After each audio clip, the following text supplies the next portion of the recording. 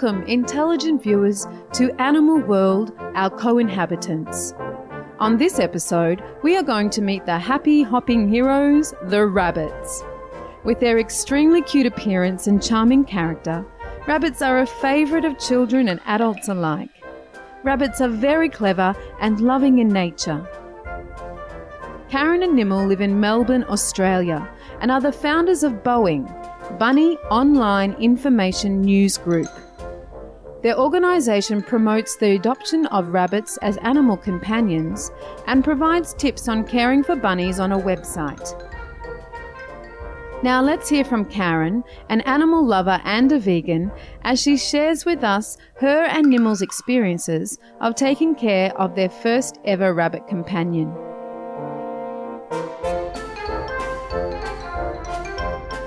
We started off just with one rabbit which was given to us, and she didn't have anywhere to live. We brought her home and she stayed in our lounge room. So we started looking up on the internet about how to look after rabbits, and we found out they could be litter trained. So we tried it and it worked, and we just thought she was the most amazing animal in the world. We thought she was extremely intelligent. So within time we started finding other rabbits that needed homes, who became unwanted or no longer needed. So we started bringing them into our house. The BOING website features Karen and Nimal's advice on caring for rabbits. It is a way for them to share their wide knowledge in such important areas as grooming, feeding, housing and healthcare with other bunny lovers worldwide. The site also has an online rabbit adoption centre for those in Australia wishing to bring a friend into their home. We started to make the website and try and encourage other people in Australia to look after rabbits as indoor pets, more so than outside pets. And it's just grown from there. You have a website and also you have a monthly newsletter, a rabbit newsletter. Can you tell us about that? It's called The Bunologist. So you can actually become a member online on our website address. Just a matter of just clicking the button, putting your email address in, and we send it to you free every month. Yeah, the newsletter actually we run free to anybody who wants to join. It's a newsletter based about rabbit care, animal rights, anything to do with rabbits, mostly about indoor care. So we provide worldwide news stories that happen with rabbits, individual personal stories about indoor care, and just about information on rabbits in general, about their health as well and veterinary care.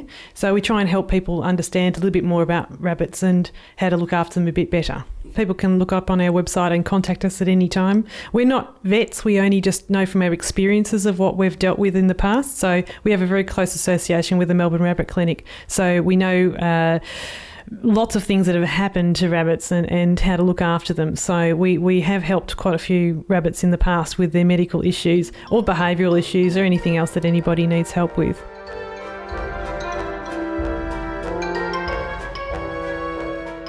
A caregiver's primary concern is providing a proper diet to their bunny friend.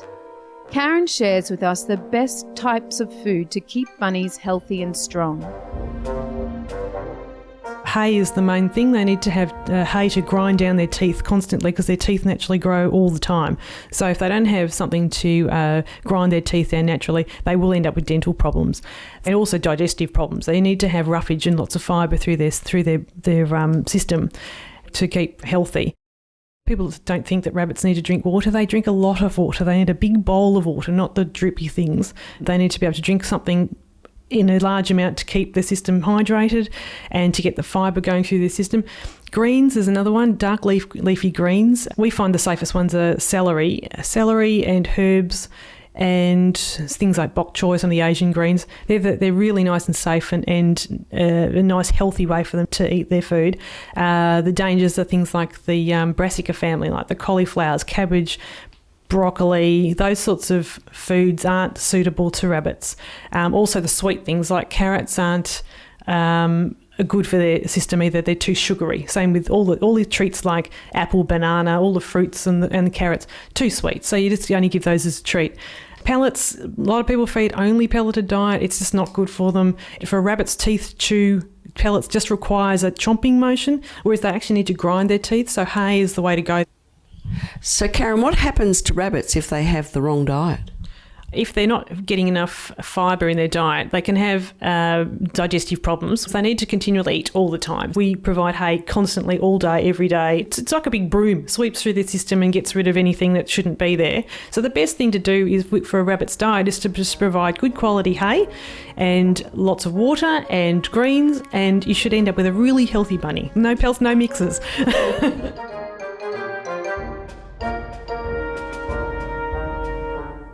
Now, while our little friends are busy chewing their treats, we'll take a short walk around the garden and see if we can bring back some fresh lettuce for their afternoon tea.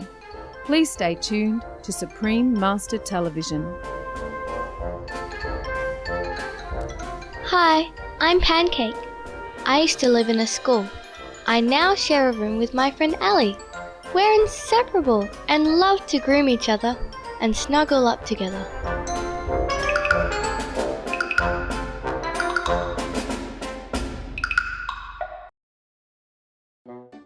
Hi, I'm Stuart. I am a much-loved house bunny.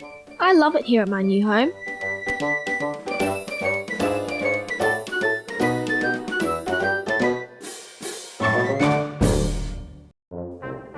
Welcome back to Animal World, our co-inhabitants. As you can see, our show is featuring one of the world's cutest animals, the rabbit. Karen and Nimal are two animal lovers and vegans who take care of abandoned and unwanted rabbits in Melbourne, Australia. They have formed BOING, Bunny Online Information News Group, which hosts a website with valuable tips and information for bunny caregivers. So how many bunnies have you got here at the moment? We've got 19, so we've got quite a few, and we've got 11 in the house. We couldn't fit everybody in, so we've built special accommodation outside, and we've got a brick studio where the other ones live, so they've got lots of room and lots of places to run. Karen and Nimal have been sharing their house with rabbits for over 8 years. Their first rabbit was Diggleberry. She was an unwanted baby rabbit who fortunately found a compassionate home with them. We're trying to encourage people to buy from pet stores because there's just so many unwanted rabbits anyway. We've just found them from everywhere. They've either been found on the street or surrendered. So there's huge numbers being left at shelters. There's only 3 shelters in Melbourne that adopt out rabbits. And there's just so many of those going into the shelters every day that there's not enough homes for them. Rabbits have a special way of expressing themselves and communicating with their human companion. Rabbits are they're very sensitive. They're sensitive to loud noises and their surroundings. You must be sort of a bit more of an intuitive, quiet person, I think, to understand rabbits. You need to know how they're feeling. They're not the sort of animal that will run to you. Some do. They're not like a dog. They're in between a dog and a cat. So they can act like a dog where they'll run to you and play with you, but they'll be like a cat where sometimes they want to have time by themselves. And the way they communicate is by noises, basically. It is also important to recognise when a rabbit is not feeling well. They don't show any signs of pain until they're very, very sick. If they're not feeling very well, they'll become very different. They don't act the same way. You have to know your rabbit really, really well when you know that they're not feeling well. And we have to act pretty quickly too, because rabbits can go downhill very quickly. So if they're not eating, they're not drinking, they're sitting very quietly, they look uncomfortable, they're not running the way they normally do, that's when you need to know that there's something wrong with your bunny. Living conditions are a key factor in determining a rabbit's health. You say that it's better for them to be in a house environment? Yes, we believe so. It's just that rabbits are generally a bit misunderstood. Rabbits are very sensitive and intuitive and caring, affectionate type animals. They're very suited to indoor homes. They're very, very clean. They can be easily litter trained.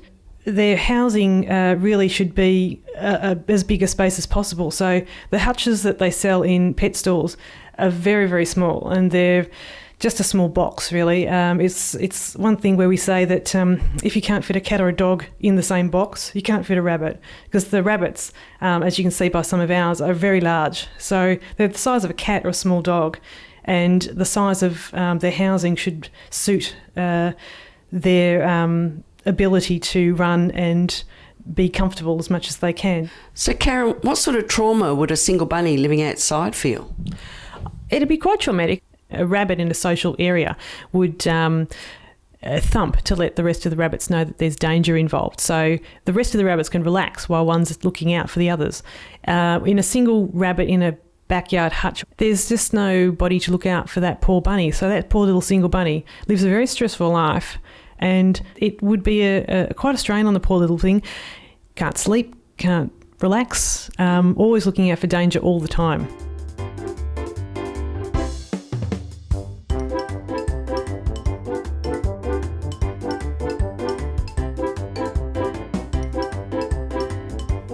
Sweet viewers, thank you for joining us for today's edition of Animal World, Our Co-Inhabitants. Please tune in to Supreme Master Television again tomorrow as we will learn more about the Bunny Online Information News Group, BOING, in Melbourne, Australia. Coming up next is enlightening entertainment after noteworthy news. We wish you a pleasant day and peaceful night. For more details, please visit www.suprememastertv.com/AW.